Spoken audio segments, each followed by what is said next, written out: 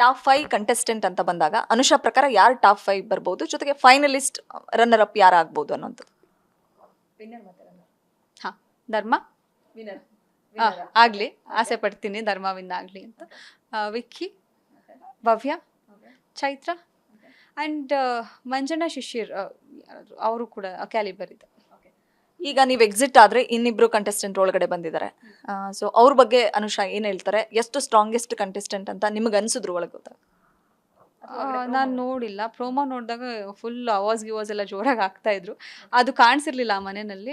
ಆ ಥರ ಒಂದು ಕಿರ್ಚಾಟ ಕೂಗಾಟ ಆ ಥರ ಮಾತಾಡಿದ್ದು ಯಾರು ಮಾಡಿರಲಿಲ್ಲ.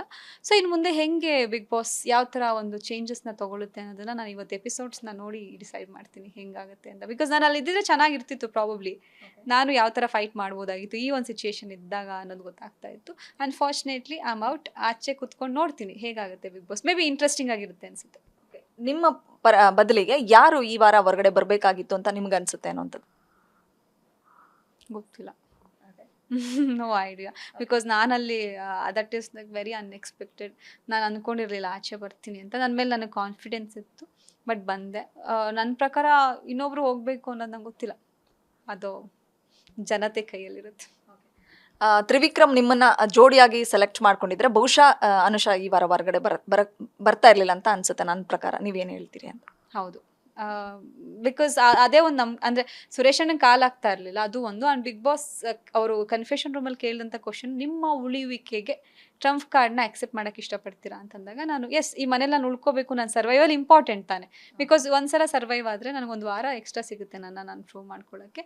ಇನ್ ಕೇಸ್ ತ್ರಿವಿಕ್ರಮ್ ಅವರು ನನ್ನ ಚೂಸ್ ಮಾಡಿದರೆ ಬಹುಶಃ ನಾನು ಎಲಿಮಿನೇಟ್ ಆಗ್ತಾ ಇರಲಿಲ್ಲ ಅಂತ ಅನಿಸುತ್ತೆ. ಬೆನ್ನಿಗೆ ತುಂಬಾ ಪೆಟ್ಟಾಗಿತ್ತು ಅಂತ ಹೇಳ್ಕೊಂಡ್ರಿ, ನೀವೆಲ್ಲ ಹೊಡೆದಿದ್ದಕ್ಕೆ ನಾನು ಇಷ್ಟು ವೀಕ್ ಆಗ್ತಿರೋದು ಅಂತ ಲಾಸ್ಟ್ ಒಂದು ಗೇಮ್ ಆಡ್ಬೇಕಾದ್ರೆ ಹೇಳ್ತಾ ಇದ್ರು. ನಿಜವಾಗ್ಲೂ ಪೆಟ್ಟಾಗಿದ್ಯಾ? ತುಂಬಾ ಪೇಯ್ನ್ ಆಗ್ತಿತ್ತು ಅಥವಾ ಹೇಗೆ ಅನುಷಾ? ನಿಜವಾಗ್ಲೂ ಇವಾಗ ಕುತ್ಕೊಂಡಿರೋದಕ್ಕೂ ನಂಗೆ ತುಂಬ ಬೆಳಗ್ಗೆಯಿಂದ ಕುತ್ಕೊಂಡೇ ಇದ್ದೀನಿ, ತುಂಬ ಪೇಯ್ನ್ ಆಗ್ತಿದೆ. ಒಂದು ಎಕ್ಸ್ರೇ ಮಾಡಿಸ್ಬೇಕು, ಏನಾಗಿದೆ ಅಂತ ನೋಡಬೇಕು. ಅದು ಇವತ್ತು ಟೈಮ್ ಸಿಕ್ಕಿಲ್ಲ, ಬಿಕಾಸ್ ನಿನ್ನೆ ಆಚೆ ಬಂದಿರೋದ್ರಿಂದ ಇವತ್ತು ನಂಗೆ ಟೈಮ್ ಸಿಕ್ಕಿಲ್ಲ. ಲಿಟ್ರಲಿ ನನಗೆ ಸ್ಟ್ರೈಟ್ ಹೀಗೆ ಮಲ್ಗೋಕ್ಕಾಗಲ್ಲ, ಸ್ಟ್ರೈಟ್ ಹೀಗೆ ಕೂರೋಕ್ಕಾಗಲ್ಲ.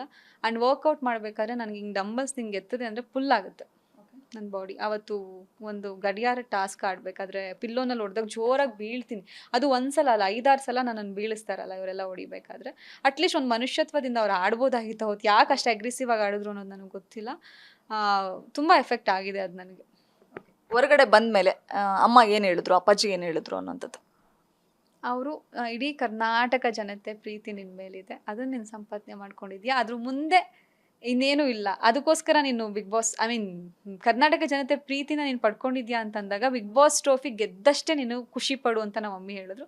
ಅದನ್ನೇ ಕೂಡ ನಾನು ಇನ್ಸ್ಟಾಗ್ರಾಮ್ನಲ್ಲೂ ಶೇರ್ ಮಾಡ್ಕೊಂಡಿದ್ದೀನಿ.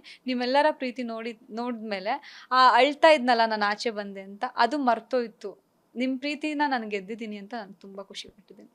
ನನಗೆ ನಂಗೆ ತುಂಬ ಇಷ್ಟ ಆಗಿದ್ದು ನಿಮ್ಮ ತಮ್ಮ ಮಾತಾಡಿದ್ದು. ನಮ್ಮ ಅಕ್ಕ ನನ್ನನ್ನು ತುಂಬ ಚೆನ್ನಾಗಿ ಸಾಕಿದ್ಲು, ತುಂಬ ಸ್ಯಾಕ್ರಿಫೈಸ್ ಮಾಡಿದ್ಲು, ನಾನು ತುಂಬ ಚೆನ್ನಾಗಿ ನೋಡ್ಕೋತೀನಿ ಅನ್ನೋ ಥರದ ಇತ್ತು ಅವ್ರ ಮಾತುಗಳಲ್ಲಿ. ಸೊ ತಮ್ಮನ ಬಗ್ಗೆ ಮಾತಾಡೋದು? ನನ್ನ ತಮ್ಮ ನಂಗೊಂಥರ ಲಕ್ಕಿ ಚಾರ್ಮ್.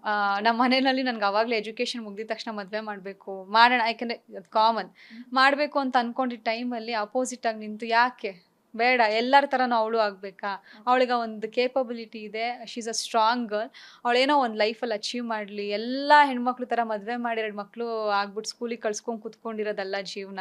ಅವಳೇನಾದ್ರು ಅಚೀವ್ ಮಾಡಬೇಕು, ಅದನ್ನು ನಾವು ನೋಡಬೇಕು, ಅವಳು ಸ್ಟಾರ್ ಆಗಬೇಕು ಅಂತ ಮನೇಲಿ ಎಲ್ಲರೂ ಎದುರಾಕೊಂಡು ಮದುವೆ ಅನ್ನೋ ಡಿಸಿಷನ್ನ ದೂರ ಇಡಿಸಿ ನನಗೆ ಗರ್ಲ್ ನೀನು ಅಚೀವ್ ಮಾಡು, ನಿನ್ನ ಬೆನ್ನಿಂದ ನಾನು ಇರ್ತೀನಿ ಅಂತ ಹೇಳಿದಂಥ ಹುಡುಗ ಅದು. ನಂಗೆ ಸೀರಿಯಸ್ಲಿ ಅವನು ತಮ್ಮನಾಗಿ ಪಡೆಯೋಕ್ಕೆ ನಾನು ಪುಣ್ಯ ಮಾಡಿದ್ದೆ. ಮದುವೆ ಅಂತ ಟಾಪಿಕ್ ನೀವು ಹೇಳಿದ್ದಕ್ಕೆ ನಾನು ಕೇಳ್ತಾ ಇರೋದು, ಯಾವಾಗ ಮದುವೆ ಈಗಲೇನಾದರೂ ಪ್ರೆಷರ್ ಇದೆಯಾ ಮನೇಲಿ ಅಥವಾ ಹೇಗೆ ಅನ್ನೋಂಥದ್ದು, ಅಥವಾ ನಿಮ್ಮ ಪ್ರಕಾರ ಯಾವಾಗ ಆಗಬೇಕು ಅಂತ ತಾವು ಅಂದ್ಕೊಂಡಿದ್ದೀರಾ ಅಂತ? ಅದೇ ಇಂಡಸ್ಟ್ರಿಗೆ ಬರೋದಕ್ಕೂ ಮುಂಚೆ ಅಂದರೆ ಬಂದಮೇಲೂ ಕೂಡ ಸ್ವಲ್ಪ ಇನ್ನೂ ಎಷ್ಟು ದಿನ ಹಿಂಗೆ ಇರ್ತೀಯ, ಮದುವೆ ಮಾಡ್ಕೊ ಅಂತ ಮನೇಲಿ ಹೇಳ್ತಿದ್ರು. ಆ್ಯಂಡ್ ತಮ್ಮ ತಂಗಿ ಅಂದರೆ ಚಿಕ್ಕವ್ರಿಗೆಲ್ಲ ಮದುವೆ ಆಗ್ತಿರ್ಬೇಕಾದ್ರೆ ನಂದೊಂದು ಕ್ವಶನ್ ಬರುತ್ತಲ್ವ, ದೊಡ್ಡೋಳಾಗಿ ಅವಳದ್ದು ಯಾವಾಗ ಮದುವೆ ಅಂತ ರಿಲೇಟಿವ್ಸ್ ಎಲ್ಲ ನನ್ನ ಫ್ಯಾಮಿಲಿನ ಕ್ವಶನ್ ಮಾಡ್ತಾಯಿದ್ರು. ಸೊ ಹಾಗಾಗಿ ಒಂದು ಪ್ರೆಷರ್ ಇತ್ತು. ಬಟ್ ನನಗೆ ಸದ್ಯಕ್ಕೆ ಮದುವೆ ಮೇಲೆ ಇಂಟ್ರೆಸ್ಟ್ ಇವಾಗ ಸದ್ಯಕ್ಕಿಲ್ಲ. ಯಾಕಂದರೆ ನನಗೆ ಅಚೀವ್ ಮಾಡಬೇಕು. ಆ್ಯಂಡ್ ನನ್ನ ಅಪ್ಪ ಅಮ್ಮ ಏನೇನು ಲೈಫ್ನಲ್ಲಿ ನೋಡಿಲ್ಲ, ಅದನ್ನೆಲ್ಲ ನಾನು ತೋರಿಸ್ಬೇಕು ಆ್ಯಂಡ್ ನನ್ನ ಲೈಫನ್ನ ನಾನು ಹೇಗೆ ಇಟ್ಕೋಬೇಕು ಅಂತ ಅಂದ್ಕೊಂಡಿದ್ದೀನಿ ಆ ಪ್ಲ್ಯಾನ್ ಸೆಟ್ ಆದಮೇಲೆ ನಾನು ಮದುವೆ ಮಾಡ್ಕೊತೀನಿ.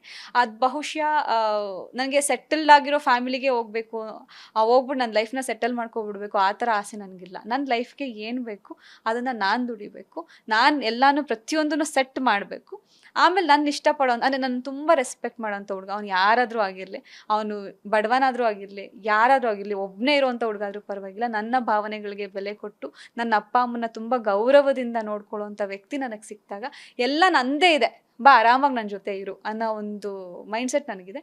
ಇಲ್ಲ ಅವರು ಕೂಡ ನಾನು ತುಂಬ ಚೆನ್ನಾಗಿ ನೋಡ್ಕೋತೀನಿ, ನೀನು ನನ್ನ ಜೊತೆನೇ ಇರು ಅನ್ನೋಂಥ ಹುಡುಗ ಸಿಕ್ಕರೂ ನೋಡೋಣ ಆ ಟೈಮಲ್ಲಿ. ಬಟ್ ನನಗೆ ಯಾರ ಮೇಲೂ ಡಿಪೆಂಡ್ ಆಗಬಾರ್ದು, ನನ್ನ ಲೈಫ್ನ ನಾನೇ ಕ್ರಿಯೇಟ್ ಮಾಡ್ಕೋಬೇಕು ಅನ್ನೋ ಆಸೆ ಇದೆ. ಗ್ಯಾರಂಟಿ ನ್ಯೂಸ್, ಸುದ್ದಿ ಖಚಿತ, ನ್ಯಾಯ ನಿಶ್ಚಿತ.